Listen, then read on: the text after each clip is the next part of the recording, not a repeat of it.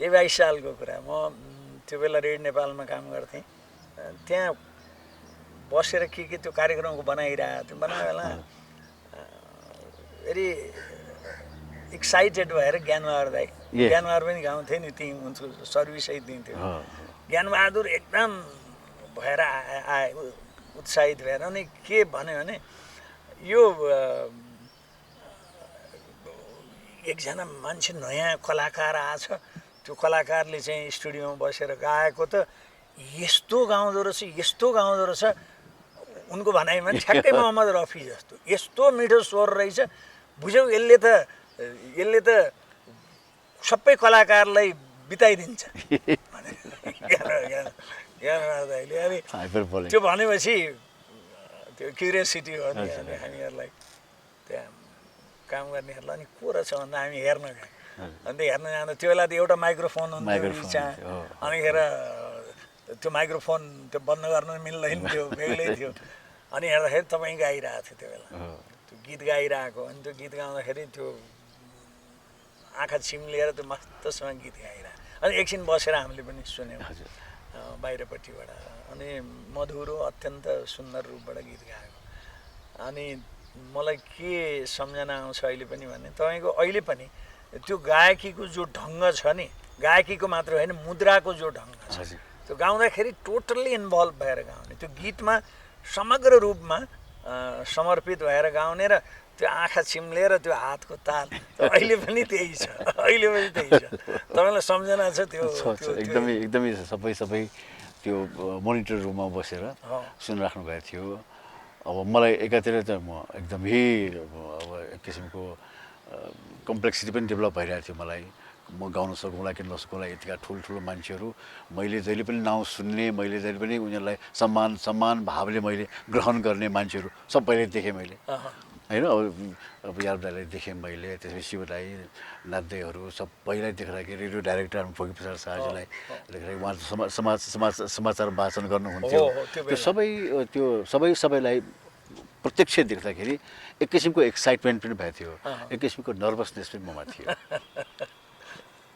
अच्छा, अब अहिले पनि तपाईँले गाउँदाखेरि म त्यो इमेज आउँछ, तपाईँले पहिलो दिन देखेँ इमेज, त्यो टोटल्ली त्यो आँखा त्यो सिम्लेर त्यो हातको त्यो मुद्रा अहिले पनि तपाईँको त्यही छ, त्यो छुट्या छैन।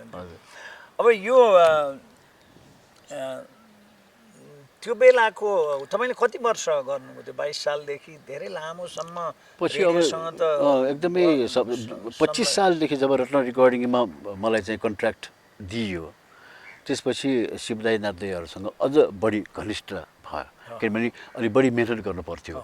डिस्क भन्दा साथी अलि के हो हामीसँग एउटा कम्प्लेक्सिटी छ। डिस्क भनेपछि अरू साधारण रेकर्डिङ भन्दा अलि माथिल्लो स्तरको भनेपछि त्यहाँ अलि मेहनत गर्दाखेरि सँगै बसेर सिक्ने पाएँ मैले।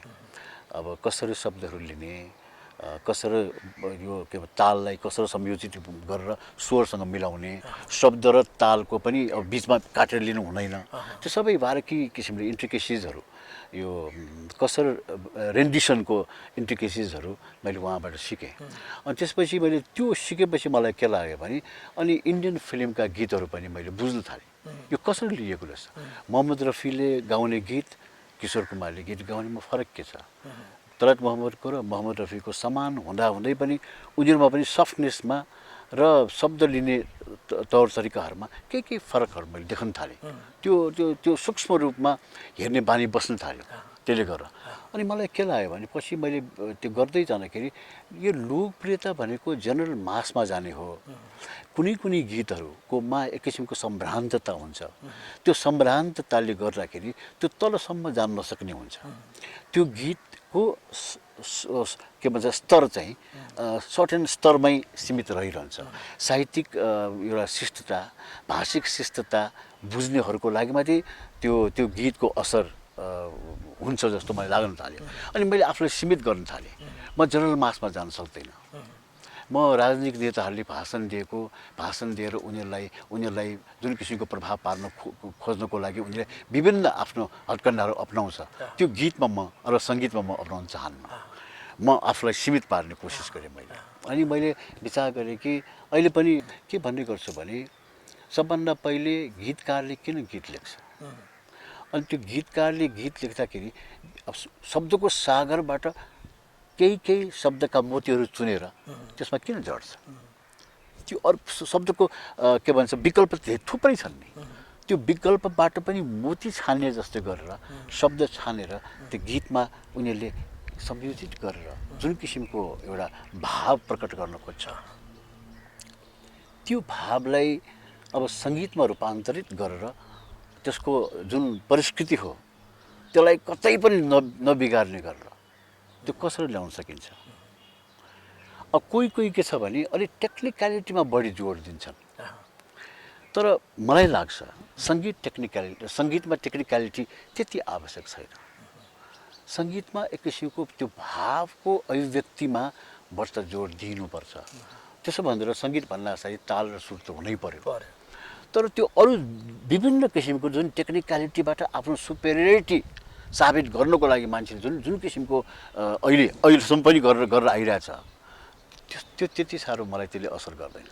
त्यसको म साह्रै प्रशंसा गर्न चाहन्न। गीत सङ्गीत र गायनको त्यो त्रिवेणीको जो अन्तर सम्बन्धलाई जो सूक्ष्म रूपमा खेलाउन खोज्नुभयो, त्यसलाई हृदयङ्गम गर्न खोज्नुभयो, त्यो सन्दर्भमा त्यो बेलाको सुगम सङ्गीत र अहिलेको सुगम सङ्गीतमा मूलभूत अन्तर के पाउनुहुन्छ तपाईँको दृष्टिमा? मूलभूत अन्तर त के भने हाम्रो व्यावहारिक जुन संस्कृति हो त्यसमै एक किसिमको अतिक्रमणित भएको हामी पाउँछौँ। किनभने ग्लोबलाइजेसनले धेरै कुराहरूमा हामीलाई सुविधा ल्याइदिएको छ, सहुलियत ल्याइदिएको छ, तर हाम्रो जुन सांस्कृतिक जुन धरोहर छ, जुन तत्त्वमयता हो, त्यसको कम्प्रोमाइज हामीले गर्नु परेको अवस्था छ जस्तो लाग्यो। यो साह्रै मार्मिक कुरा, यो साह्रै गहिरो कुरा, यसलाई हृदयङ्गम नगरिकन हाम्रो सङ्गीतको परिस्कृति, हाम्रो सङ्गीतको विकास र अन्तर्राष्ट्रिय स्तरमा हामीले आफ्नो छुट्टै पहिचान दिन सक्ला जस्तो मलाई लाग्दैन। त्यसको लागि एउटा एफोर्ट्सहरू, यस किसिमको एफोर्ट्सहरू, एकदम कम्बाइन्ड एफोर्ट्सहरू, कन्सियस एफोर्ट्सहरू हुनुपर्छ जस्तो लाग्यो मलाई। हाम्रो सङ्गीतको हाम्रो जो आफ्नोपन छ, जो मौलिकता छ, त्यो चाहिँ अतिक्रमित भएर गइरहेको महसुस गर्नुभएको छ। बिल्कुलै। एकतिर नयाँ प्रविधिले र विश्वको खुलापनले गर्दा, पहुँचले गर्दाखेरि त्यसका प्रभावहरू ग्रहण गर्नुपर्ने स्थिति छ, त्योबाट मुक्ति पनि छैन। अब अर्कोतिर त्यो प्रभावलाई कसरी ग्रहण गर्ने भन्दा त्यो प्रभावलाई डाइजेस्ट गरेर मौलिकता नगुमाइकन त्यसलाई पचाउने भन्दा त्योबाट बढी अतिक्रमित भएको अवस्था छ। अब के वास्तवमा संस्कृति भन्ने कुरा कसैले सजिलै अतिक्रमण गर्न सक्ने होइन त्यो, तर के भने सुपरफिसियली जो बस्न चाहन्छ नि उनीहरूलाई अलि बढी असर गर्छ। अहिले लोकप्रियताको आडमा जति पनि कलाकारहरू अथवा साहित्यकारहरू छन्, उहाँहरू आफूलाई लोकप्रियताको सीमाभित्र आफूलाई राख्न चाहन्छ। उनीहरूले मेरो विचारमा ग्लोबल परिवर्तनहरू, ग्लोबल परिस्थितिहरूलाई राम्रोसँग हृदयङ्गम गरेर हाम्रो अनुकूल त्यसलाई चाहिँ यदि चाहिँ अपनाउन खोजेको, ग्रहण गर्न खोजेको भए त्यसबाट हाम्रो आफ्नै सङ्गीतको पहिचानमा पनि, हाम्रो आइडेन्टिटीमा पनि अलि परिस्थिति आउँथ्यो र अन्तर्राष्ट्रिय स्तरमा हाम्रो पनि प्रतियोगितात्मक अथवा प्रतिस्पर्धात्मक हाम्रो क्षमता साबित गर्नलाई सहिलो हुन्थ्यो। तर त्यसो नगरिकन इन्डियन सस्तो खालको इन्डियन यो जुन फिल्म छ, त्यो फिल्मले जुन किसिमको पाश्चात्य जुन अन्तर्राष्ट्रिय स्तरको जुन किसिमको के भन्छ अब प्रभावहरू हो, त्यो प्रभावलाई जुन किसिमले उसले लोकप्रियताको र कमाइ गर्नको लागि, कमर्सियलाइजेसनको लागि उसले प्रयोग गरेको छ, त्यसको हामीले नक्कल गर्न खोज्यौँ। ग्लोबल प्रभावलाई हामीले चाहिँ सही किसिमले ग्रहण गर्न सकेको भए त्यसबाट हाम्रो मौलिकतामा अझ विकसित स्वरूप, मौलिकताको अझ विकसित स्वरूपहरू देखिन हामी सक्छौँ, तर त्यसो भइदिएन।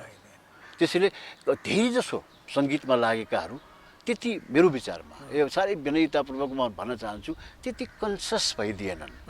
उनीहरू धेरैजसो के छ भने टेक्नोलोजीमा बढी उनीहरू आश्रित हुन पुगे।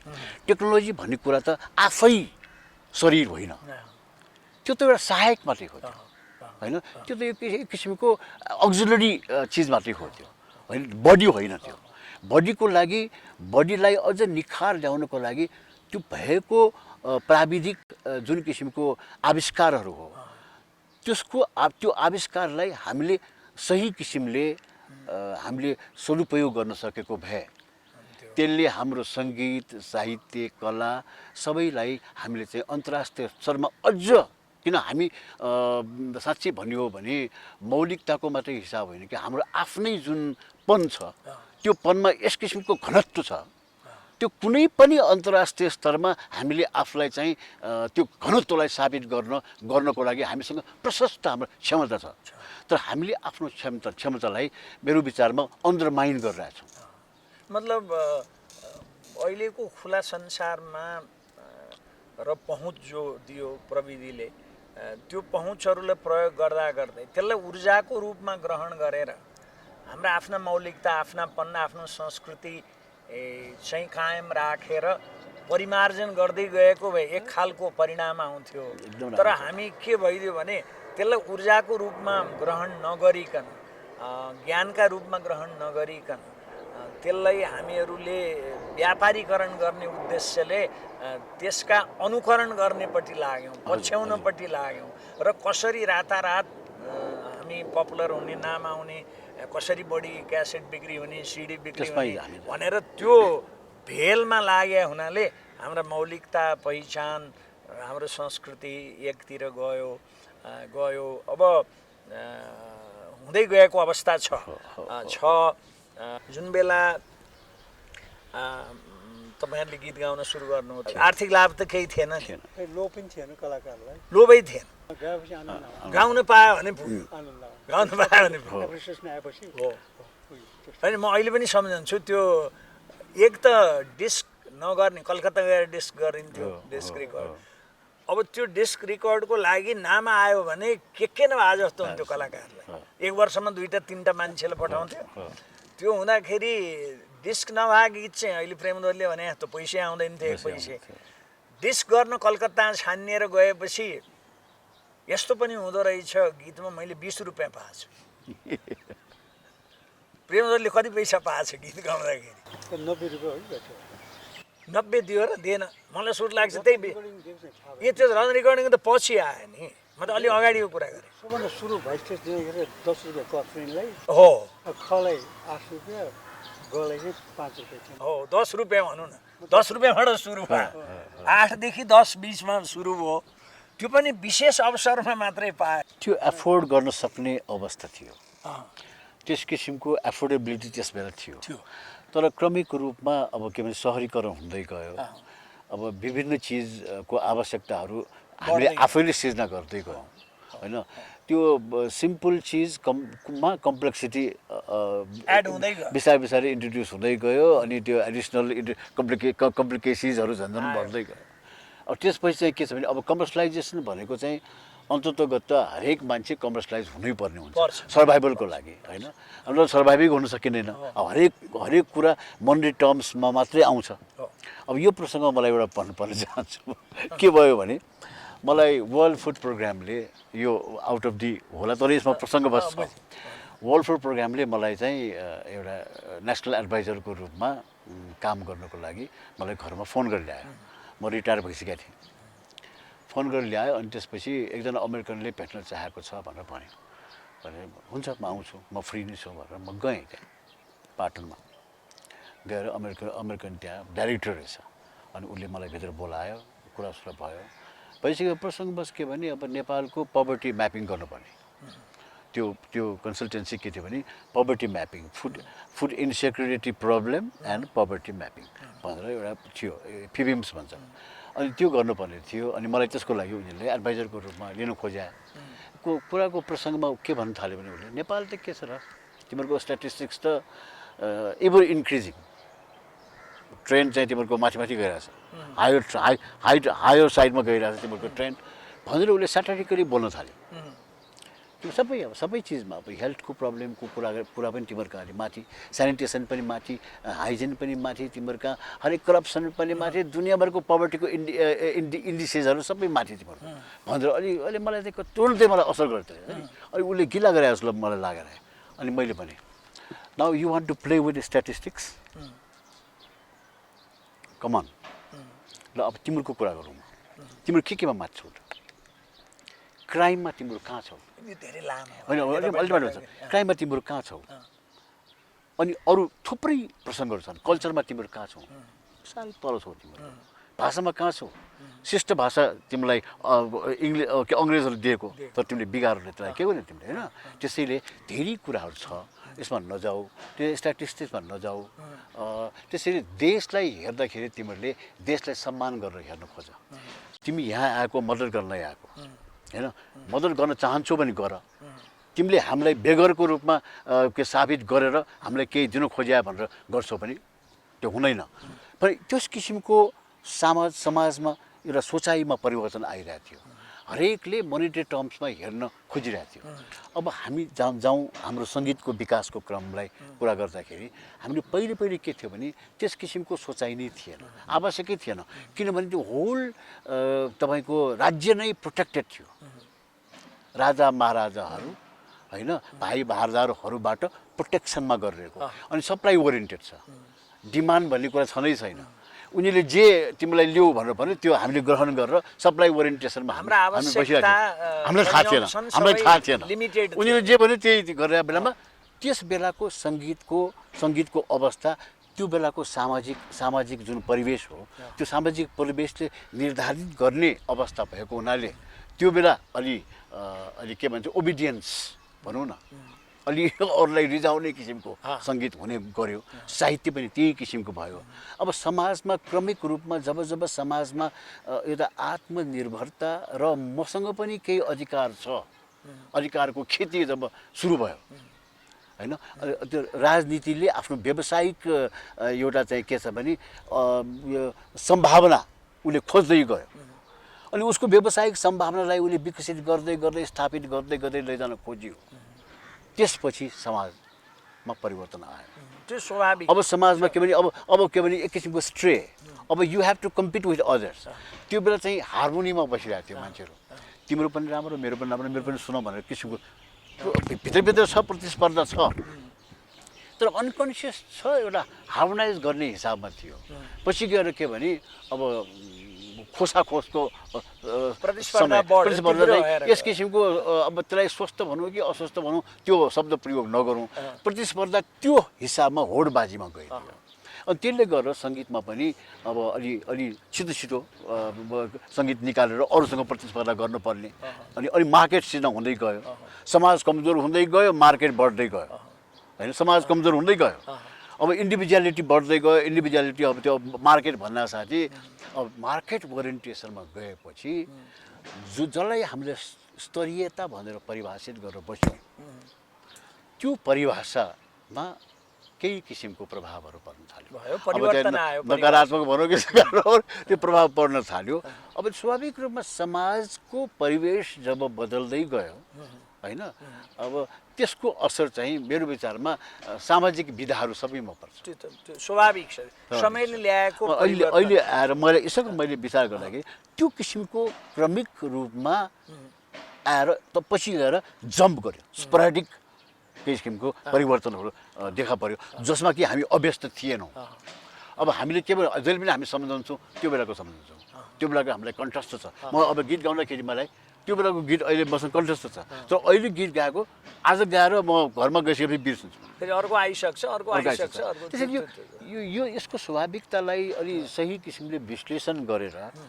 अब कसरी हामीले आफूलाई जगेर्ना गर्ने आफूलाई कसरी हाम्रो व्यक्तित्वलाई हामीले अलग्गै किसिमको साबित कसरी गर्ने भन्ने सोच विभिन्न इन्डिसेसहरूलाई प्रयोग गर्नुपर्छ जस्तो लाग्यो किन प्र्याग्मेटिकली हामीले कुरा गर्दाखेरि there are so many variable so many इन्डिकेटर्सहरू जसले कि हाम्रो सङ्गीतको जुन संस्कार हो त्यो संस्कारको परिस्थितिलाई हामीले साबित गर्न सक्छौँ त्यो हामीहरूले समय सापेक्षतामा आफूलाई पुनः परिभाषित गर्नु पर्यो र समयले ल्याएको परिवर्तनलाई स्वीकार गर्नु पर्यो एडप्ट गरेर जानु पर्यो भन्ने हजुर। भनाइ आयो तपाईँको लामो समयसम्म सम्भवतः सबभन्दा बढी तपाईँले काम गरेको सङ्गीतकारमा नाति दाई र शिवशङ्कर यही दुईजना होइन त्यो भावनाले नाति दाईले सम्झना कसरी सम्झाउनुहुन्छ नातिदाईले सम्झना के मलाई चाहिँ एक किसिमको सफ्टनेसको प्रतीकको रूपमा हेर्न चाहन्छु सफ्टनेस उहाँको सफ्टनेसमा पोजिटिभिटी धेरै छ तर उसको नेगेटिभिटीले उहाँलाई चाहिँ अलि बढी असर गरे पनि छ मान्छेले बुझ्न सकेन उहाँको पोलाइटनेसलाई मान्छेले अहिलेको मान्छेले त्यो पोलाइटनेसलाई बुझ्दैन एकचोटि म प्रसङ्गवश कुरा गर्छु धौलागिरी एफएमबाट मलाई फोन आयो फोन आएर चाहिँ केही कुरा सोध्न चाहन्छु भनेर भने हुन्छ भनेर भने अनि सङ्गीतको कुरा गरिसकेपछि नातदाईको कुरा सुरु भयो नातदाईले गर्दाखेरि रेडियो नेपालमा बाहिर जिल्लाका मान्छेहरू प्रवेश गर्न सकेनन् नातदाईको आधिपत्यमा रेडियो नेपाल खुम्चिएर बस्यो नेपाली सङ्गीत चाहिँ के भने काठमाडौँकै सङ्गीत भएर मात्रै बस्यो होइन पूर्व मेचीदेखि पश्चिम महाकालीसम्मका विभिन्न जात जातिका होइन संस्कृतिका होइन विभिन्न आर्थिक अवस्थाका सामाजिक विविधताका सबै चिजको प्रतिनिधित्व त्यो रेडियो नेपालले बोक्न सकेन रेडियो नेपालले देखाउनु पनि सकेन भन्ने किसिमको कुरा गर्यो अनि मैले त्यस बेला भनेको थिएँ उसलाई तपाईँले भन्नुभएको बिल्कुल ठिक हो त्यो बेला चाहिँ काठमाडौँमै सीमित थियो त्यो विराटनगरबाट ल्याएर काठमाडौँमा राखियो अनि काठमाडौँकै कलाकारहरूमा आश्रित हुनु पर्यो रेडियो नेपाल भएकै पनि हो त्यसमा तर आश्रित भएर के रेडियो नेपाल बिग्रेको छ र सुरुवातलाई हेर्नुहोस् न त्यहाँ सङ्गीतको सृजना हुन थाल्यो तपाईँले भन्नुभयो जस्तै विभिन्न जातिहरूको लोकगीतमा मात्रै सीमित रह्यो त्यो होइन जो आए उनीहरूलाई भोइस टेस्ट पनि गर्नु पर्दैन थियो त्यो सहुलियत पनि दिइयो आधुनिक गीत गाउँदाखेरि भोइस टेस्ट हुन्थ्यो रिगुलसली भोइस टेस्ट भएर पास भइसकेपछि पनि त्यहाँ प्रवेश पाउँछ उसले अब बाहिरबाट आएको मान्छेले प्रवेश नपाएको भन्ने कुरा जहाँसम्म आउँछ रेडियो नेपाल सीमित थियो एउटै रेडियो नेपाल फेरि 24 घन्टा चल्ने अवस्था पनि थिएन केही घन्टामै सीमित थियो त्यतिका कलाकारहरू थिए अब बाहिरबाट आएको कलाकारलाई त तपाईँको अब उसले कति अभ्यास गरेर आएको छ कस्तो छ भन्ने कुरा हेर्नु पर्यो यो सबै यावत प्रोसेसेसहरू जो नेचुरल प्रोसेस छ एउटा के भन्छ प्रशासनिक जुन पद्धति छ जुन प्रक्रिया छ त्यसलाई चाहिँ पालना गर्नै पर्थ्यो कि नाच्दैहरू बाहिरको मान्छे होइन नीति नियममा उहाँहरू आबद्ध हुनु परेको हुनाले उहाँहरूलाई त्यसो भएको हुनसक्छ तर जुन तपाईँले आक्षेप लगाउनु भयो त्यो होइन नाच्दैहरू के छ भने तपाईँको हेर्नुहोस् रेकर्डिङ गर्दाखेरि त्यस वाद्यवृन्दहरूको प्रयोग हुँदै गयो हुँदाखेरि बाहिरबाट बाजा बजाउनेहरू आउँथे त्यसपछि बाजाहरू चाहिँ रेडियो नेपालले दिन्थ्यो अब बाजा बजाइसकेपछि उनीहरूको बाजा होइन छोडेर जान्थ्यो उनीहरू होइन नाच्दैले गएर 7 बजेसम्म मैले आफैले देखाएको छु गएर एउटा बाजा गनेर एकजना त्यहाँ पिउन थियो अग्लो पिउन थियो होइन उसलाई बोलाएर त्यो त्यहाँ भित्र बङ्गाली उसलाई भित्र चाहिँ त्यो एउटा सानो कोठा छ त्यहाँ स्टोर छ त्यहाँ एउटा भित्र राख्न लगाएर मात्रै उहाँहरू ताला लगाएर जानुहुन्थ्यो त्यो के गरेको घरकै नि त्यो यस्तो जिम्मेदारी र त्यो आफ्नै जस्तरी अब तपाईँले भन्नु सक्नुहुन्छ नाचिकाले रेडियो नेपालले आफ्नै घर ठान्यो भनेर भन्नु सक्छ म एक्सेप्ट गर्छु तपाईँले भन्नुहुन्छ एक्सेप्ट गर्छु म तर आक्षेपको रूपमा गर्दाखेरि तपाईँ कहाँ पुग्नुहुन्छ त्यो विचार भनिदिएँ मैले त्यसै भनिदिएँ पछि यस्तो किसिमको किन सफ्टनेसको कुरामा मैले निकालेको सफ्टनेस भन्ने कुरा हरेक दृष्टिकोणले परिष्कृति हो त्यो तर जुन परिवेशमा त्यसको प्रयोग हुन्छ होइन त्यहाँ सदुपयोग चाहिँ हुन सकेन भने त्यसको नेगेटिभिटी चाहिँ साबित हुन जान्छ त्यो किसिमको उहाँ नाच्दै हुनुहुन्थ्यो अलि विवादमा पनि पर्नुभयो उहाँ किन प्रशासनको मामलामा उहाँको दक्षता अब त्यहाँ भएका प्रशासनका अधिकृतहरूको दाजुमा उहाँको दक्षता सायद प्रशासनको जुन परिभाषा दिइएको थियो त्यो बेला त्यति थिएन ऊ त प्रशासक पनि होइन तर उहाँले त्यो लिन नभएको बेस हुन्थ्यो तर त्यहाँ के छ भने त्यहाँ कस्तो किसिमको देखेँ भने मैले त होइन त्यो बेला यसो थियो त्यो बेला त प्रावधान है अब जस्तो धेरै वर्षसम्म तारादेवी खरदार सर नातिदाई नासु सर भएर त्यो त ट्यागिङै त्यही थियो त्यस्तै थियो। त्यो दायित्वै त्यही खालको थियो त्यो चाहिँ नि संस्थाको स्ट्रक्चर त्यही स्वरूपको भए हुनाले त्यो बाध्यता थियो त्यो त्यसपछि के छ भने उहाँलाई त्यसो गरियो इभन कोइलदेवलाई दर्जा चलानी गराइराख्नु भएको थियो होइन। अब त्यो किसिमको चाहिँ एब्युज कलाकारहरूको जुन मर्यादा थियो त्यो मर्यादाको खिलाफ चाहिँ धेरै कुराहरू गरियो त्यहाँ उहाँहरूलाई थाहा थिएन होइन। उहाँहरू रेड नेपालको डाइरेक्टरको कोठामा केही क्षण बस्दाखेरि उहाँलाई सायद आनन्दित हुने होला होइन। त्यो अहिले मैले सम्झँदाखेरि म अलि सिनिकल हुन चाहन्छु सर नि त्यो किन गरिएको जस्तो लाग्छ मलाई। रेड नेपालको डाइरेक्टर उहाँको कोठामा आउनुपर्ने थियो त्यस्तो हुन्थ्यो मलाई त्यस्तो भइरहन्थ्यो मनमा किन कलाकारको अलग्गै किसिमको सेवाको चाहिँ व्यवस्थापन हुनुपर्छ। यही कुरालाई लिएर पछि मैले रेड नेपालबाट मलाई त्यो हाम्रो प्रचण्डमानजीले रेड नेपालबाट मलाई राख्नुभयो। अनि सामान्य प्रशासनबाट चाहिँ शेषनारायणजी सहसचिव हुनुहुन्थ्यो उहाँले राखेर चाहिँ मङ्गलकृष्ण श्रेष्ठ सचिव हुनुहुन्थ्यो उहाँले हामीलाई एउटा बनाएर सेवा वर्गीकरण गर्ने भनेर एउटा काम दिएको थियो। 1 वर्ष बसेर हामीले चाहिँ 12औं तहसम्म कलाकारलाई त्यो प्रशासनमा नजाने कलाकारको आफ्नै सेवा नाति दाइलाई सम्झँदा प्रशासकको हिसाबभन्दा एउटा स्रष्टाको हिसाबले सम्झँदा कसरी सम्झनुहुन्छ तपाईँ? स्रष्टाको हिसाबले सम्झँदाखेरि अहिलेसम्मको सङ्गीतको विधामा त्यति संवेदनशील त्यति सङ्गीतको गीतसँगको तादात्म्यता त्यसको मार्मिकतालाई सङ्गीतमा रूपान्तरित गरेर अझ बढी मार्मिक बनाउन सक्ने क्षमता भएको मैले यहाँ चाहिँ नेपालमा एउटै मात्रै कलाकार मैले सङ्गीतकार देखाएको छु त्यो नाथ दाइ नै हुनुहुन्छ। भनेपछि नाथ दाइको उचाइमा त्यो संवेदनशीलतालाई छुने अहिलेसम्म अर्को छैन। टेक्निकलिटीमा उहाँभन्दा बढी होला होइन। अब तर नाथ दाइको जुन सूक्ष्मता हो जुन मार्मिकताको जुन सूक्ष्मता हो त्यहाँसम्म पुग्नलाई मेरो विचारमा अहिले धेरै गाह्रो हुन्छ। अर्को मलाई लाग्यो के भने नाथ दाइले आफ्नो सङ्गीतको विषयमा कुनै किसिमको आफ्नो प्रचार प्रसार गर्ने किसिमको आफूलाई चाहिँ आफ्नो अहमता देखाउने किसिमको कहिल्यै गर्नु भएन। त्यो चिज त्यो चाहिँ शिवदाइमा पनि थियो। कहिले पनि उहाँले आफ्नो सङ्गीतलाई उठाएर कुरा गर्नु भएन आफ्नो सङ्गीतको विषयमा कुरा गर्नु भएन। केही थाहा नपाए जस्तो गरेरै बस्नुभयो कुनै किसिमको आडम्बर देखाउनु भएन। मैले जाने सुनेको छु भनेर कहिल्यै उहाँले भन्नुभएको मैले कहीँ पनि देखाएको छैन। सबैले समान व्यवहार गर्ने सबैले रिसेप्सन एकदम वार्म रिसेप्सन दिने है त्यो किसिमको मैले देखेँ। अब अरूमा चाहिँ केही किसिमको व्यवहारिकता मैले पाएँ। अब भनौँ न अब यस्तो हुने रहेछ कहिलेकाहीँ मलाई लाग्छ यो अलि प्रमोसनल किसिमको मेन्टालिटी एटिच्युडहरू पनि हुनुपर्ने जस्तो लाग्यो मलाई। किनभने स्पेसली म यो अलि कसैप्रति आक्षेपको हिसाबमा कुरा गर्न खोजेँ होइन एउटा एक किसिम मैले विश्लेषण गर्न खोजेँ मात्रै हो। अब जस्तै हाम्रो प्रवासमा दार्जिलिङमा बसेकाहरू दार्जिलिङ भन्नासाथै तपाईँ हामी जाँदाखेरि राम्रो रिसेप्सन हुन्छ त्यहाँ दाजु भनेर आफ्नैपन देखाएर अझ नचिनेको मान्छेलाई पनि घरमा लिएर गएर चिया खुवाउने चलन त्यहाँ देखेँ मैले। पछि त्यस बेला त मलाई थाहा थिएन जाँदाखेरि गजबको ठाउँ रहेछ भन्ने विचार आयो। पछि जब बुझ्न थालेँ टुरिज्मको जुन एउटा महत्त्वपूर्ण पक्षलाई मैले जब बुझेँ त्यसपछि हुनुपर्ने चिज त्यो रहेछ हस्पिटालिटी। टुरिज्ममा सबभन्दा ठुलो चिज हस्पिटालिटी वार्म रिसेप्सन गर्न जान्ने खुबी।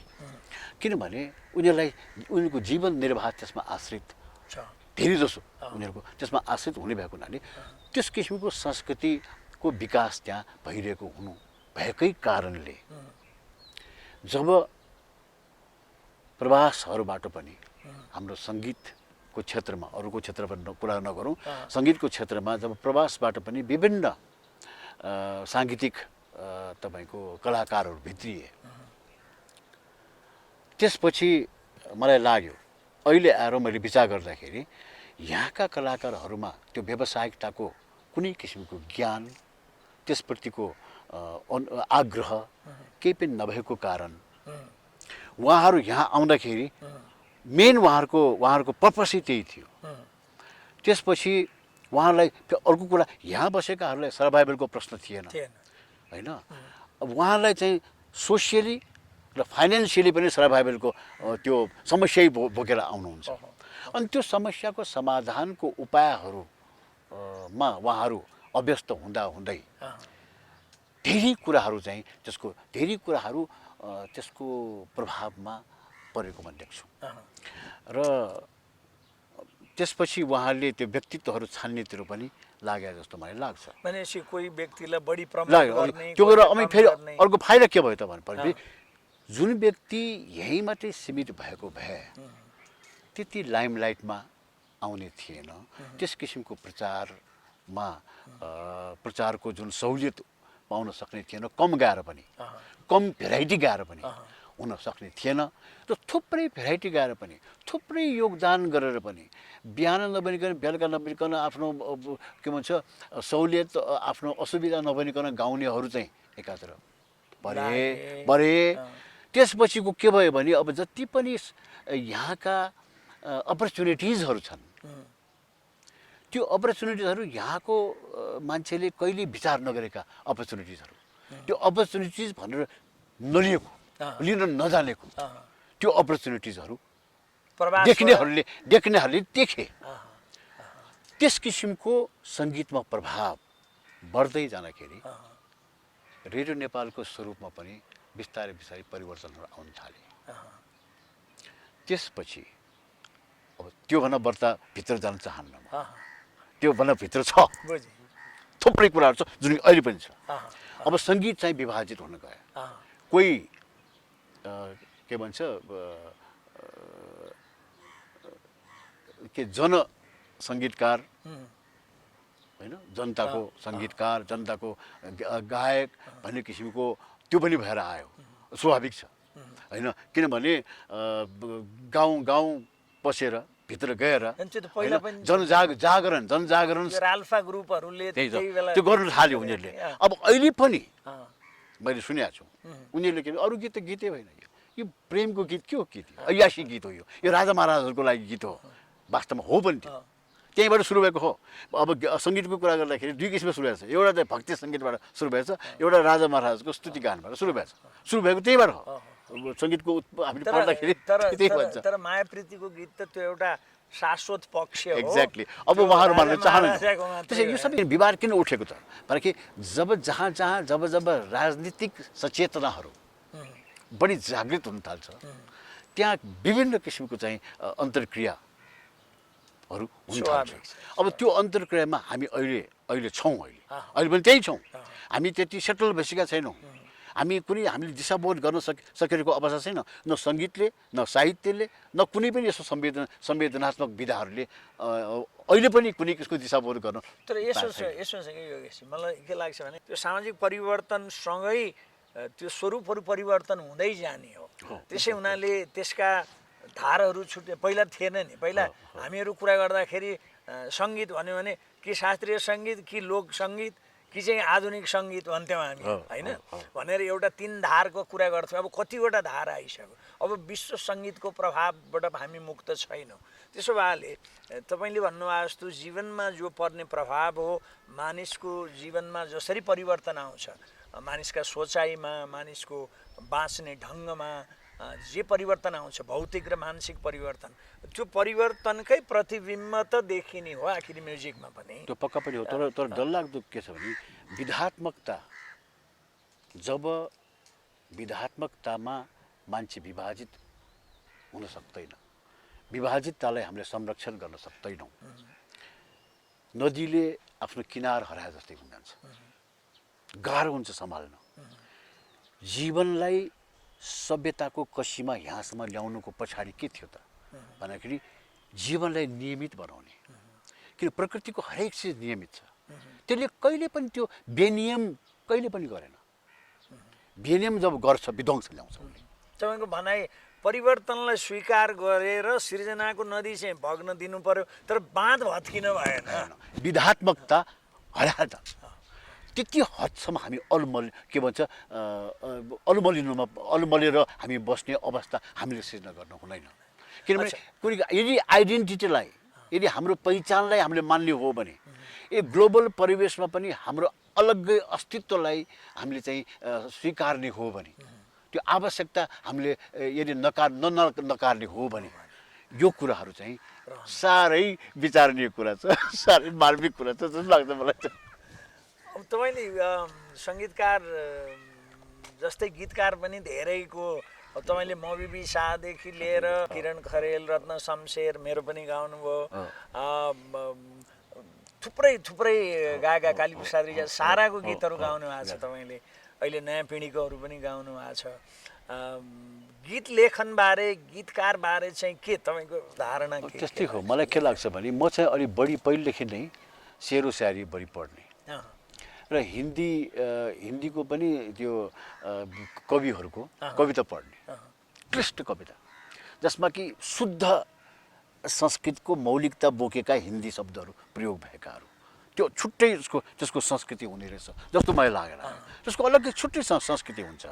त्यसपछि अलि जब त्यो मुगलकालीन इतिहास भारतमा सुरु भयो, मुगलको प्रभावहरू, मुगल संस्कृतिहरू को जब भित्रियो, त्यसपछि जुन किसिमको एउटा एमल्गेमेसन भयो, त्यहाँ एउटा मिश्रण भयो। त्यसपछि संस्कृति पनि अलि मिश्रित संस्कृतिहरू हुन थाल्यो त्यहाँ। अनि हिन्दीको परिस्थितिमा उर्दू आउन थाल्यो, फारसीबाट उर्दू बन्न थाल्यो। यो सबै मैले पढ्दाखेरि त्यसले मलाई चाहिँ निकै प्रभाव गर्यो।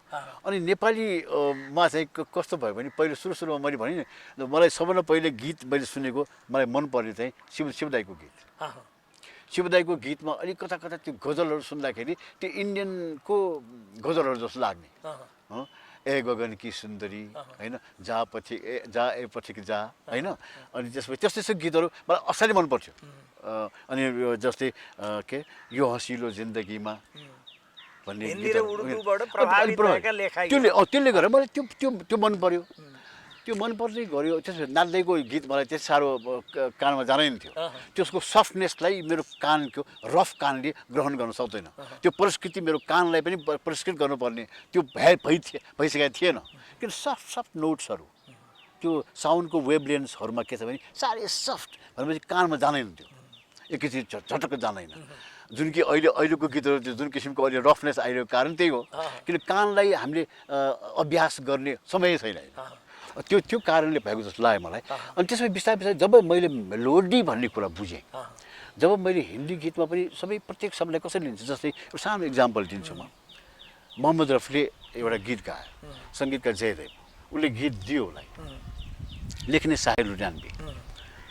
अनि गीत लेख्नेमा कभी खुद पे कभी हालात पे रोना आया, बात निकली तो हर एक बात पे रोना आया होइन। अब त्यो शेरमा एक किसिमको जज्बात मर्म छ। जयदेव जस्तो सङ्गीतकारले त्यो कम्प्रोमाइजै नगर्ने सङ्गीतकार, त्यसले सङ्गीत भर्यो। अब त्यो गीत चाहिँ कसलाई दियो त भने मोहम्मद रफीलाई दियो। गाउने त थुप्रै छन्, त्यही गीत चाहिँ किशोर कुमारले दिएको भए अर्कै हुन्थ्यो। अब मोहम्मद रफीलाई दिँदाखेरि कवि भन्ने शब्द छ त्यहाँ, कभी खुद पे कभी हालात पे रोना आया भनेर त्यो शेरलाई मिलाएर ल्याइहालेको हो। तर मोहम्मद रफीले जब आफ्नो आवाजमा ढाल्यो, त्यसैले प्रस्तुता होइन भनेको कारण त्यही हो। कभी गर्यो, यो साधारण गायकले यति गर्नलाई धेरै गाह्रो छ। कभी यतातिर क्लासिकल जस्तो छ होइन त्यो। कभी खुद पे कभी हालात पे रोना आया, यसो सानो सफ्ट नोट्सहरू यस किसिमले दिइदियो। यस विषयमा उसलाई सोध्यो मोहम्मद रफीलाई, कसरी लिएको मलाई पनि थाहा छैन। मलाई ल्याइदियो, मैले गाएँ। कताबाट आएको हुनसक्छ यो फिल गर्यो। अब यो चिजलाई मैले बुझाउन सक्दिनँ। जस्तै अब लता मङ्गेशकरको गीत पनि त्यस्तै हो होइन। यस्तो किसिमले त्यो शब्द लिइरहेको हुन्छ। उसले पनि भनेको थियो, मलाई पनि थाहा छैन यो। कहिलेकाहीँ त के हुन्छ अरे भने डुएट गाउँदाखेरि म मोहम्मद रफीसँग कोसँग गाउने भनेर मोहम्मद रफीसँग गाउने भन्दा साथी उसले के गर्छ अरे भने 3-4 दिन कोसिस गर्छ अरे। कोसिस गर्दा एक दुई ठाउँमा उसले चाहिँ त्यो इन्ट्रिकेसिजहरू, त्यो बारकीहरू त्यो उसले रिजर्भ गर्छ। अनि ज्यान पनि गाउने थियो अरूको अगाडि। अनि जब त्यहाँ जान्छु रे गइसकेपछि मोहम्मद रफीलाई पनि सुनाउने, किनभने त्यो एक्सेल गरिदिन्छ। त्यहाँ भित्र कम्पिटिसन हुन्छ अरे।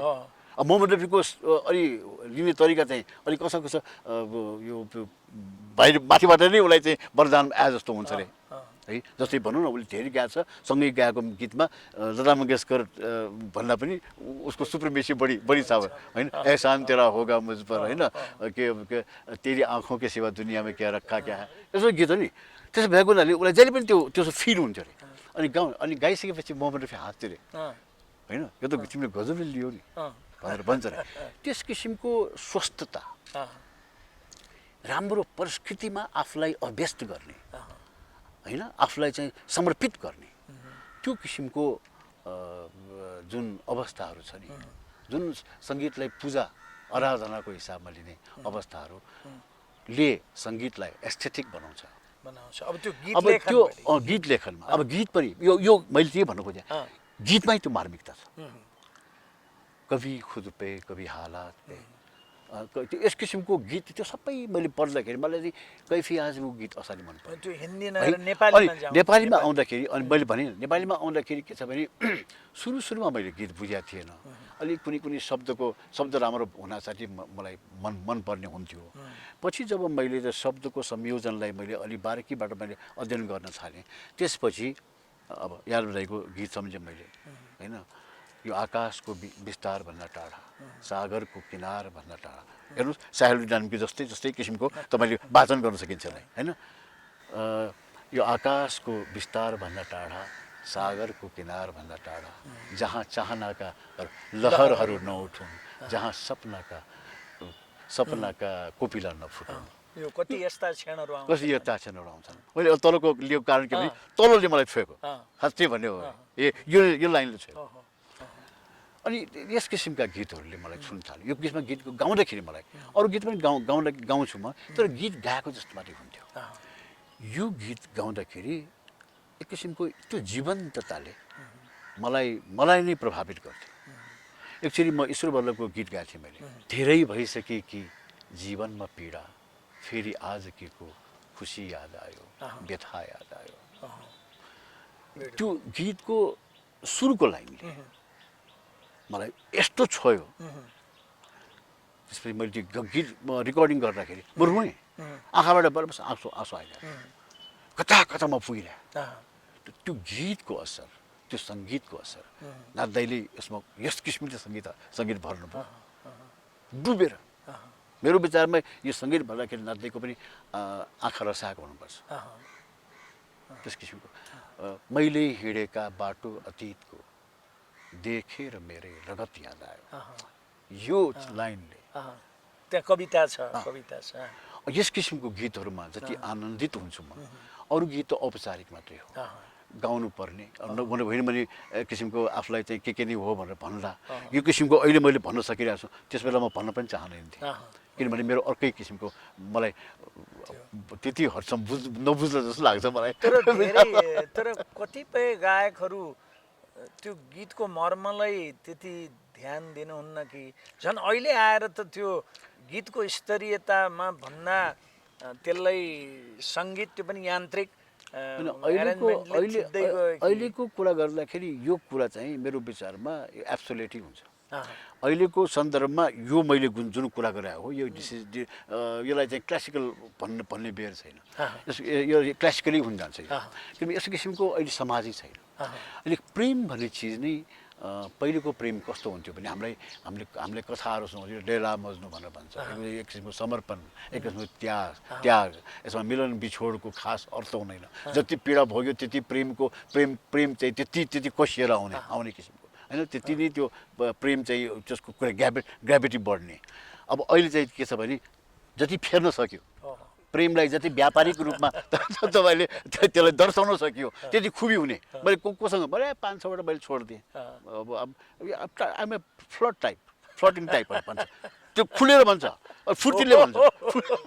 त्यसैले यो सन्दर्भ, यस्तो किसिमको सन्दर्भ चाहिँ मेरो विचारमा देयर इज नो कम्पेरिजन। यति कन्ट्रास्टिङ भइसक्यो। पहिले कम्पेरेबल थियो यिनीहरू, अब त्यो कम्पेरेबिलिटी तपाईँहरू बढ्दै जाँदाखेरि त्यसको डिस्टेन्स चाहिँ बढ्दै जाँदाखेरि कन्ट्रास्टिङ हुनुभयो। अहिले सबै कुराहरू कन्ट्रास्टिङ छ। यस किसिमको कुरा गर्नै सक्दैन। जस्तै अब उसले म त्यो रामायणको एउटा गीत म भन्छु, आँखामा यस्तो गाजल छ तिम्रो, हर फुलको रङलाई छेकिदिने आँखामा यस्तो सपना छ मेरो हर रात उज्यालो देखिदिने यो लाइनले छोएको भयो यस्तो किसिमको मार्मिक गीत छ यस किसिमको कस्तो किसिमको एउटा नेगोसिएसनको कहाँनिर लिएर आएको छ उसले अनि त्यस्तै किसिमले नाच्दैको टेबलमा नेपालमा कालो ब्याग छ नि त्यो ब्याग चाहिँ खोलिरहेको थियो एउटा कागज निस्किरहेको थियो अनि म जाँदाखेरि यसो कागज यसो हेरेँ हेर्दाखेरि एउटा गीत रहेछ नाउँ लेखाएको थिएन अनि गीत मैले पढेँ सपना भुलाइ सारा सपना आँसु पिएर जाऊ शिव अधिकारी थाहा थिएन मलाई 3-4 पढेँ पढिसकेपछि ओहो प्रेमकै गीत हो बिछोडकै गीत हो तर यसले जसरी आफूलाई ट्रिट गरेको छ आफूलाई जसरी अभिव्यक्त गर्न खोजिया छ त्यो अभिव्यक्तिय उसको चाहिँ जुन मार्मिकता नि अलग्गै देखेँ मैले यति मलाई उसले चाहिँ असर गर्यो 3-4 मैले पढेँ थियो पढिसकेको नाच्दाले यो गीत म गाउँछु नाच्दैमा त्यही बेला ए हुन्छ भनेर नाच्दै उठेर आउनु उठेर आएर त्यही उँटको त्यो गुमौट जस्तो त्यसमा बसेर त्यो हार्मोनियममा उहाँले ट्राई गर्नुभयो उहाँले हाल्ने लेबद्ध गर्ने कोसिस गर्नुभयो गर्दै जानुभयो सुसेल्दै गर्दै जानुभयो मैले पनि सहज निकाल्थ्यो नि अनि म पनि गुनगुनाउँदै कविता हेर्दै गुनगुनाउँदै गर्दै थिएँ त्यसपछि नानीले ल भयो ठिक छ तपाईँ भोलि आउनुहोस् भन्नुभयो भोलि गएँ तयार त्यति छिटो गर्ने त एकदम गजब यसले छोयो कोही चाहिँ भने नाइट दाइले मलाई पनि मसँग कुरा हुँदा पनि त्यो यस्तो पनि हुँदो रहेछ जिन्दगीमा कहिले कहिले फतेमानले गाएको त्यो गीतमा पनि नाइट दाइले त्यही त्यो उसको बानी त त्यही नाइट दाइको सुसु गरेछ अनि त्यो स्वाभाविक त नदी बगे जस्तो कल बगेर जाने त्यो भए हुनाले अनि नाइट दाइले नि मलाई त्यो तेस्रै दिनमा ल यादव ल म सुनाउँछु तिमीलाई भने गरिसक्यो नाइट दाइ शिव चाहिँ चाँडो गर्ने म्युजिक फास्ट नाइट दाइ ढिलो गर्ने गरिसक्यो नाइट दाइ तिमीले खोइ छिटो गऱ्यौ त यो भने हेर कतिपय गीतहरू हुन्छ त्यो गीतमा त्यति गर्नु पर्दैन बगेर जान्छ त्यो उसलाई पनि छोइदियो भने बगेर गयो एकदम स्वाट्ट आइगयो नभएको कुरा ठोकठाक गर्न लागेर प्राविधिक टेक्निकल भएपछि अनि मन बोल्दैन अनिखेर चाहिँ समय लाग्छ त्यहाँ बाजा बोल्नुपर्छ त्यहाँ अरू यस किसिमको थियो होइन त्यसपछि त्यो तर तपाईँको सबभन्दा हुन त धेरै छन् तपाईँको पपुलर गीतहरू तर सबभन्दा बढी चल्ती भएर सबभन्दा बढी मन परेको गीत पनि त्यही शिवकै सपना भुलाइ सारै होइन त पछिको जेनेरेसनले पहिले चाहिँ नेपाल मेरो तिमीलाई हो नेपाल मेरो तिमीलाई अब त्यो के भन्छ हाम्रो अखिल नेपाल के भन्छ सङ्गीत प्रतियोगितात्मक सङ्गीत सम्मेलनमा फर्स्ट भएको हो त्यो अब त्यो पनि त्यस्तै यति छिटो नदीले हाल्नुभएको थियो हो मलाई भोलि गाउनु पर्ने आज मलाई उहाँले सिकाउनु भएको अनि मैले त्यही गाइदिएको त्यो कस्तो किसिमको हेर्नुहोस् न त्यसमा इको नचाहिने सङ्गीतमै इको त्यसै नेपाल मेरो भन त्यसै इको त्यस्तो किसिमको ले चाहिँ मेरो विचारमा यो ईश्वरीय भन्छु म त किनभने उहाँले कोसिस गरेर आएको होइन त्यो राष्ट्रियताको भावले उहाँलाई छोयो कुनै यस्तो किसिमको गीतहरू छन् जो साहित्यिक छ अलि गहन छ अलि गरिष्ठ छ तै पनि बुझ्ने मान्छेको लागि त्यो आनन्दित गर्ने हुन्छ त्यो यो फेरि त्यो बेला यसो हो नि जो गरे त्यो बेला गर्नेहरूले यो मेरो छोरो सम्राट चाहिँ त्यो एकोस्टिक म्युजिकहरूलाई ऊ चाहिँ अर्ग्यानिक भन्छ यो अहिले जम्मै सिन्थेसाइजरले अब त्यो बेलाको त लाइभ बजाउनु पर्यो अब त्यो बजाउँदाखेरिकोमा धेरै इन्स्ट्रुमेन्टै प्रयोग गरे हुन्न थियो अब त्यो कति त्यो 3-4वटा भन्दा बढी रिदम प्रयोग गरेकै देखिएन अहिले अब 10-12वटा भन्दा बढी बाजे प्रयोग गरे हुँदैन जम्मा रवीन्द्रनाथ टेगोरले त्यही भनेको छ नि रवीन्द्र सङ्गीतमा के सकभर सङ्गीतलाई कम्प्लिकेट नगर बाजामा आश्रित नहो आवाजमा आश्रित गर स्वरमा गर तिमी जाऊ त्यसरी उसको सफ्टनेस रवीन्द्र सङ्गीत सबै जस्तै हेमन्त कुमारको लाई हेरौँ न हामीहरू सबै त्यसै सङ्गीतलाई कम्प्लिकेट गर्ने भनेको यो टेक्निकलिटी कमर्सियलाइजेसन हो त्यो कमर्सियलाइज गर्दाखेरि माथि विभिन्न किसिमको बट्टामा तपाईँको विभिन्न रङको त्यो लेबल लाउँछ नि आवश्यक छैन नि छैन। होइन अहिले के भन्छ औषधीमा पनि जेनरल औषधीहरू सस्तो तर त्यस्तो त्यो प्लास्टिकको त्यो विभिन्न किसिमको प्याकेजिङ भर्त नगर्ने के चाहिँ आवश्यकै होइन नि त्यो त त्यो कमर्सियलाइजेसनतिर त्यसरी यो अहिले त्यो फरक नै छ अहिले मान्छेलाई अहिले अहिले अहिले प्रकृतिबाट म टाढा किन भएँ आखिरमा मेरो जन्म पनि प्रकृतिले गर्यो म मरण पनि प्रकृतिमै हुन्छु भने म प्रकृतिबाट टाढा कहाँसम्म जान सक्छु म भन्ने किसिमको सोचाइ मान्छेमा त्यो बिस्तारै क्रमिक रूपमा आइरहेको जस्तो लाग्छ मलाई चाहिँ अहिले आइरहेछ किनभने खाना अर्ग्यानिक भन्नु पनि अर्ग्यानिकतिर बढी मान्छेको झुकाव भयो किनकि यो के जति पनि केमिकल्सहरू प्रयोग भए शरीरले त्यसलाई ग्रहण नगरेपछि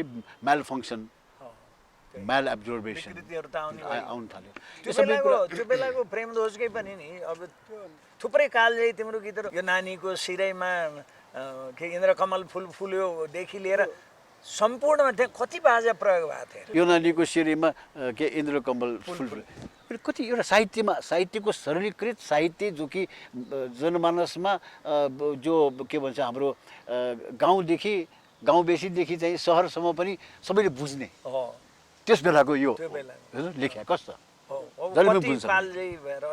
फेरि तपाईँ कलात्मकता छ एउटा दृश्य छ त्यसपछि अर्को किसिमको गीत छ साहित्यिक धेरै साहित्यिक तर त्यसमा शब्दको लालित्यहरू त्यो जसरी प्रयोग भएको छ त्यो गीतमा त्यसले पनि मलाई चाहिँ छोएको छ त्यो छोएको किन त्यो बौद्धिकतामा जस्तै अब रत्न समशेर थापाजीको बादलको बर्को मनी सपना सारा जमे गाजलको धरको बनी चाहना सारा धुले परेला तृष्णा जति घुम्तीमा अल्झिदिए बाटैमा आँधी चली आशाका मुना उडे जस्तै अर्को फुल्छन् जसै यो छातीमा घाउका राता फुलहरू फुट्छन् उसै यी आँखामा आँसुका ताता मोडहरू यस किसिमले शब्दको लालित्य बाट चाहिँ जुन किसिमको मार्मिकता प्रकट गरिएको छ नि त्यो चिज चाहिँ फेरि त्यसले पनि मलाई असाध्यै प्रभावित गर्छ त्यस किसिमको त्यस गीत भन्दा साथै मलाई के लाग्छ भने एक किसिमले त्यसमा हार्दिकतालाई उसले चाहिँ प्रभाव गरेको हुनु पर्यो मेरो लागि त्यसपछि अलि कता मस्तिष्कलाई पनि झङ्कृत गर्न सक्छ त्यसो भयो भने त्यो गीत चाहिँ विचार र मन दुईटैलाई छुनु किन त्यो संयोजित नभइकन मस्तिष्क र हृदयको संयोजन नभइकन चाहिँ कुनै पनि मार्मिकता चाहिँ गलत हुन्छ त्यो अब यो तपाईँको यो मर्म भयो होइन एउटा यो सिडी आयो अनि त्यसपछि फेरि एक मन एक्लो लगन नाति दाईको सम्झनामा समर्पण गरेको आयो त्यसपछि यो देछा भन्ने आयो यो चाहिँ नि नेवारी नेपाल भाषामा गरेको आयो सिडी र एल्बमहरू चाहिँ धेरै तपाईँले निकाल्नु भयो तपाईँ अलिक सेलेक्टिभ त सेलेक्टिभ गायनमा पनि कस्तो भयो भने त्यसको दौडधुप अर्कै छ त्यो अर्कै दौडधुप त्यसमा म बिल्कुलै अभ्यस्त छैन यो चाहिँ मैले के भने एउटा जगेर्ना गरौँ भनेर मेरो भान्जा चाहिँ अमेरिकामा बसिरहेको थियो म मद्दत गर्छु भनेको हुनाले यहाँबाट सबै यो डिजाइन तयार गरेर मैले उसलाई पठाइदिएँ पठाइसकेपछि यो त्यही निकालेँ सबै यो सबै प्याकेजिङदेखि लिएर सबै त्यही अमेरिकामै निस्केको हुनाले अहिले मसँग यो कपी पनि छैन अनि यो त्यस भएको हुनाले मैले निकालेको मैले आफ्नो इनिसिएसनमा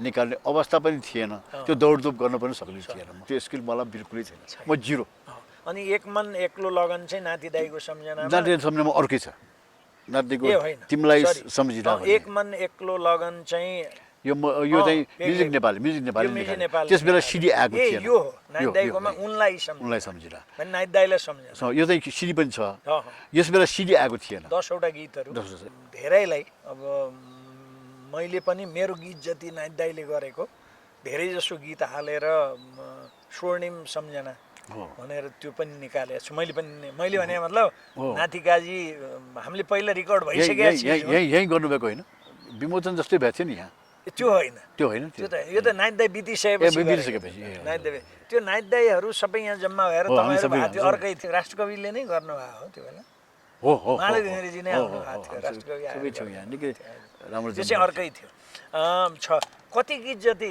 गाउनु भयो होला मेरो विचारमा मैले 350 जति गीत गाएको होला हजुर 50 जति नेवारी गीत गाएको नेपाल भाषाको गीत गाएको 3.5 झन्डै 400 त्यति नै होला 350-400 गीत अब रेकर्ड छैन हामी कहाँ रेकर्ड राख्ने चलन छैन मसँगै छैन तर तपाईँ आफूलाई सङ्ग्रह गर्नुहुन्न त्यति त्यही बिल्कुलै पहिले थिएन मेरो पनि त्यही प्रब्लम के भने मैले आफूले मेरो छोरा सम्राट अमेरिकाबाट फर्केपछि उसले चाहिँ नि अनि होइन यो त आर्काइभिङ गर्नुपर्छ भनेर यो सुरु गर्यो त्यो हुँदा कति गीत त हरायो फेरि धेरै जसो यो गीतहरू त्यो रेडियो नेपालमा लाइब्रेरीमा जो बस्थ्यो नि होइन उसको निगाहमा हुने रहेछ अनि यहाँ मात्रै होइन उता पनि त्यसै छ मोहम्मद रफीको हो 26,000 उसको हिसाबमा 26,000 हुनुपर्ने रे कलेक्टेड चाहिँ 4,000 तपाईँ आफै पनि लेख्नुहुन्छ तर अब तपाईँको यो पछाडि तपाईँले निकाल्न लागेको गीतको किताब हेरेँ मैले त्यो धेरै भेरी पोएटिक छ धेरै तपाईँको अभिव्यक्ति लेखाइहरू धेरै कवितात्मक छ तपाईँ त्यो लेख्ने हुँदै आफैले गाएको चाहिँ आफैले लेखा चाहिँ कम गाउनु भयो नि त कम गाएँ मैले किनभने त्यो मलाई कस्तो लाग्यो भने मेरो आफ्नो गीतलाई मैले निर्वाह गर्न सक्दिनँ एक दुईवटा ट्राई पनि गरेँ मैले जस्तै अब बितेका मेरा दिनहरू त्यो सुन्दाखेरि नै इन्डियन गीत जस्तो भयो त्यो मेरो उतातिरको जुन प्रभाव छ नि त्यो यसमा आउने भएको हुनाले त्यति नेपाली परिवेशमा त्यो त्यति चाहिँ ग्रहणीय नहोला अब जस्तो लाग्यो मलाई आफूलाई पनि सन्तुष्ट भएन जस्तै मैले त्यो 5-6वटा गीत मैले आफैले ल्याइहालेँ तर नेवारीमा चाहिँ मैले गीत धेरै जसो मेरो मैले नै हालेको छु है नेवारीहरू सबै हामी आफैले हाल्ने त्यस बेला त तपाईँको जीवनको नि दुईवटा पार्ट हो नेपाल सरकारको धेरै लामो त्यो बेला श्रीबाङ सरकार पछि नेपाल सरकार धेरै लामो जागिर खानुभयो नेपाल सरकारमा बस्न पाउनु भएन है श्रीबाङ सरकारमै सीमित भयो रिटायर हुनुभयो अब अफिसर भएर त्यत्रो वर्ष काम गर्नुभयो तपाईँलाई यो दुईवटा पाटो तुलना गर्दा केमा चाहिँ बढी आत्मसन्तुष्टि लाग्छ आज आएर अब यो उमेरमा अहिले आएर आज आएर अहिलेको समयको कुरा गर्दाखेरि यदि सङ्गीतमा नलागेको हुँदो होला अथवा साहित्यप्रतिको मेरो अनुराग नभइदिएको हुँदो होला म अहिले चाहिँ जड जस्तै हुन्थेँ होला धेरै कुराहरूमा म निर्जीव अथवा अचेत जस्तै बस्नुपर्ने स्थिति आउला जस्तो लाग्यो अहिले मलाई किनभने जति मैले विभिन्न किसिमको शारीरिक सङ्घर्ष गर्नु पर्यो अब उतातिर मानसिक र मनोवैज्ञानिक सङ्घर्ष त छँदैछ ती सबैलाई संयोजित गरेर मैले आफ्नो व्यक्तित्वलाई मैले ग्रहण गर्न आफ्नो व्यक्तित्वलाई आफ्नै स्वरूपमा मैले हेर्न नसक्ने हुन्थ्यो होला र अहिलेको जुन समय छ नि त्यो समय बहुमूल्य पनि नहुँदै होला सायद जसरी समय बिताउने मात्रै हुन्थ्यो होला अहिले प्रत्येक समयको मैले अर्थ बुझ्न थालेँ मैले एउटा कविता पनि लेखाएको छु त्यो होइन अहिले सबै मैले बुझ्न थालेँ प्रत्येक पलको पनि कति महत्त्व हुँदो रहेछ होइन सबै नियमित किसिमले अगाडि बढिरहेछ हामी बेनियममा चलेको रहेछ भन्ने किसिमको मलाई कुरा आयो अब यो जुन मेरो पेसागत कुरा छ पहिलेको चलन चल्ती पनि त्यही हो जागिर खाने जागिर खाँदाखेरि प्राइभेटाइजेसन त्यति भइसकेको थिएन सबै सरकारीमै निर्भर हुने भएको हुनाले त्यहाँ लोकसेवा आयोगमा जाँच दिएर पास भइसकेपछि जोइन गरेको भयो जोइन गर्दा गर्दै अब त्यसपछि त्योको जुन जटिलता छ त्यहाँभित्रको जुन प्रशासनिक जटिलता छ अब त्यो भनेर साध्य छैन त्यसमा पनि अलग्गै किसिमको सिप आवश्यक हुने रहेछ कलाकारको हृदय लिएर त्यहाँ चाहिँ बस्नु चाहिँ अलि यातनाजनक नै हुने रहेछ त्यही पनि बसियो सङ्घर्ष गरियो प्रत्येक सङ्घर्ष मैले यस कारणले पनि गर्नु पर्यो कि आत्मसन्तुष्टिको लागि गर्नु पर्यो म सरासर सिधा अफिस गएर 10-5 बजाएर बस्ने मैले रुचाएन अनि मेरो जहिले पनि मिटिङदेखि लिएर हरेक विषयमा सङ्घर्ष भइरहने भयो त्यो सङ्घर्ष अन्तिम समयसम्म पनि भयो मेरो तर त्यो नै मेरो लागि मसला भयो जीवनको मसला जस्तै भयो त्यो तपाईँलाई जीवनमा सङ्घर्ष गर्न सिकायो थियो इभन त्यो सङ्घर्षको मजा मैले पछि चाख्न थालेँ त्यो रहेछ सङ्घर्ष गर्दाखेरिको प्रतिफल यसले दिलाइदियो त्यो प्रतिफललाई ग्रहण गरेर त्यसबाट लिन सक्ने जति पनि आनन्दहरू हो जुन हामीले शिक्षाहरू हो शिक्षा भन्छौँ जुन किसिमको ज्ञान हो त्यो चाहिँ यसले दिलायो त्यो सङ्घर्षले यसलाई चाहिँ के प्रशासनिक सङ्घर्ष नभनिकन जीवनकै एउटा सङ्घर्ष हो यो भनेर मैले ग्रहण गरेर लिँदाखेरि त्यसले अहिलेको जिन्दगीलाई यसले चाहिँ गजबको ऊर्जा दियो। पछि अहिले यो जीवनसँग मृत्युसँग पौठा जोडी नै खेल्नुभयो। एक्ज्याक्टली। तपाईँ एकदम तपाईँको किडनी नै ट्रान्सप्लान्ट गर्नु पर्यो है। त्यसैले जीवन मृत्युको दोसाँधमा तपाईँ लामो समय, लामो भने केही वर्ष सङ्घर्ष गर्नुभयो, तर राम्रो कुरा, सौभाग्यको कुरा कि जित्नुभयो त्यसलाई अहिलेलाई त्यो गर्नुभयो। तपाईँले एउटा गीत गाउनु भएको छ, त्यो गीत चाहिँ मेरै पर्यो। त्यो चाहिँ नि मैले चाहिँ यो सिनियर सिटिजन यो को फिलिङलाई लिएर लेखेको थिएँ। 70मा के पुगेको थिएँ, जिन्दगीले छकायो भन्ने त्यो गीतसँग तपाईँ तादाम्य देख्नुहुन्छ तपाईँ। हजुर, त्यो अब त्यो व्यावहारिकताको कसीले त्यसलाई हेर्दाखेरि त्यो चिज हो। तर उमेर, म उमेरमा विश्वास गर्दिनँ। मलाई उमेर भन्ने छ जस्तो लाग्दैन। त्यसैले उमेर नभएको हुनाले उमेरलाई गौण बनाएर, उमेरलाई विभिन्न रचनात्मकताको आवरणले छोपेर उमेरलाई राख्दाखेरि त्यो पनि एउटा उमेर पनि एउटा सम्पत्ति जस्तो हुने रहेछ।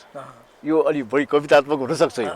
त्यो उमेर सम्पत्तिको रूपमा लिँदाखेरि त्यसबाट आउने जीवनमा एक किसिमको उपलब्धिको जुन एहसास हो त्यो चाहिँ त्यसले पनि असीम आनन्दको स्रोत बन्दो रहेछ। त्यो पनि त्यस किसिमको फिल गरेँ मैले।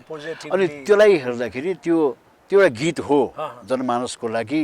अब भनौँ त्यसको लागि चाहिँ त्यो गीत उपयुक्त छ, तर मेरो आन्तरिकताको लागि त्यसले त्यति साह्रो मलाई चाहिँ मेरो आन्तरिकतालाई त्यसले छोएन। अच्छा, अब मृत्युसँग डर लागेपछि तपाईँलाई कति डर? एक्ज्याक्टली यही प्रश्न मलाई त्यो गोर्खापत्रको त्यो म पनि सोधेको थिएँ। मैले के भने उसलाई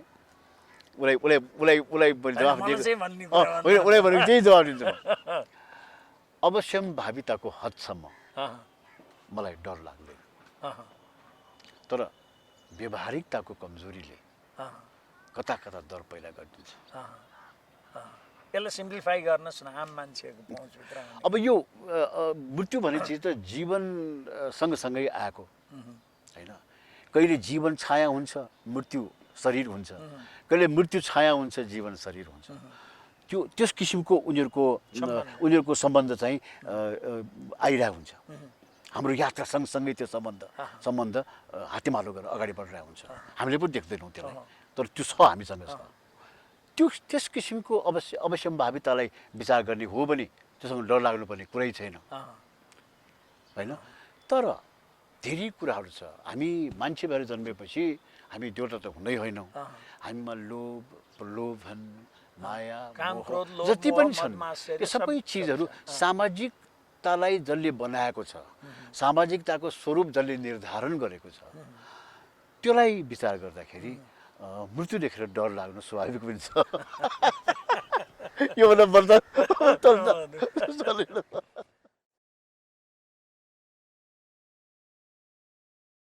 म वर्षमा एकचोटि कलेराको इन्जेक्सन गर्न पर्दाखेरि स्कुलबाट भाग्ने मान्छे, त्यति पीडा पनि सहन नसक्ने मान्छे। त्यसलाई म पीडा भनेर त्यसलाई म लिइरहेको छु मैले। तर जब दिनभरिमा लामो सुई 4 घन्टाभित्र घुसारेर मैले 4 घन्टा नचलिकन बस्नु पर्दाखेरि र जता पायो त्यता नसा खोजेर सुई छिराउँदाखेरि जुन किसिमको एउटा जलन हुन्थ्यो, त्यो जलनलाई सुरुमा त मैले सहनै सकिनँ। त्यसपछि क्रमिक रूपमा हुँदै पछि मलाई दुख्नै छाड्यो। त्यो त्यति यातनाहरू त्यहाँ दिइयो, त्यो किन रहेछ त भनेर विचार गर्दाखेरि मलाई त्यहाँसम्म लग्यो कि अपरेसन जति चाँडो हुन सक्ने हो भइदिए हुन्थ्यो भन्नेसम्म लग्यो। त्यो मेरो टार्गेट के थियो त अपरेसन होस् भन्ने टार्गेटमा त्यो बिचको जति पनि पेनफुल प्रक्रियाहरू एक्सटर्नली पेनफुल प्रक्रियाहरू छन् नि त्यसमा अभ्यस्त हुँदै मैले विचार गरेँ देयर इज नो पेन त होइन रहेछ। हामीले विपश्यनामा पनि त्यही भन्छ होइन, के भन्छ जति तपाईँ आफूलाई तपाईँले अभ्यस्त बनाउँदै एकचित्त तपाईँले बनाउन सक्नुहुन्छ भने there is no pain, there is no such as pain भन्ने रहेनछ। के त भन्दाखेरि हामीले आफूले नै सृजना गरेर आफूले नै सिम्पथाइज गरेर बस्ने चिजलाई नै पेन भन्ने रहेछ होइन। अब के त त्यो भन्दाखेरि एक्सटर्नल पेन चाहिँ इट इज नट पेन होइन, it is superficial artificial, you created your self. तर फिलिङ जसमा तपाईँले वेदना मर्म भन्ने चिजको एहसास गर्नुहुन्छ त्यो एहसास असली पेन त्यो रहेछ। त्यो एहसासले तपाईँलाई मान्छे बन्नको लागि उसले तपाईँलाई प्रेरित गर्छ। मान्छे भन्ने तत्त्वमा नै के छ भने त्यो चिज हुने रहेछ। एहसासको निचोड के त भन्दाखेरि that pain, that aesthetic pain, त्यो एस्थेटिक पेन हो। त्यो आत्मालाई छुने, आत्मा छ भन्ने एहसास दिनेलाई नै त्यो पेन भन्ने रहेछ। त्यो जुन हामीले एक्सटर्नली भनेर चक्कुले काट्ने सियोले खोज्ने त्यो पेन होइन रहेछ। त्यो फिलिङ अब त्यो त्यसैले अब के भन्छ लभ एन्ड गड भन्छ नि होइन। गडले हामीलाई के दियो त भन्दाखेरि मान्छे भनेर एहसास दिएकै पेन दिएर। पेन त हाम्रो लागि ठुलो वरदान हो नि त त्यो।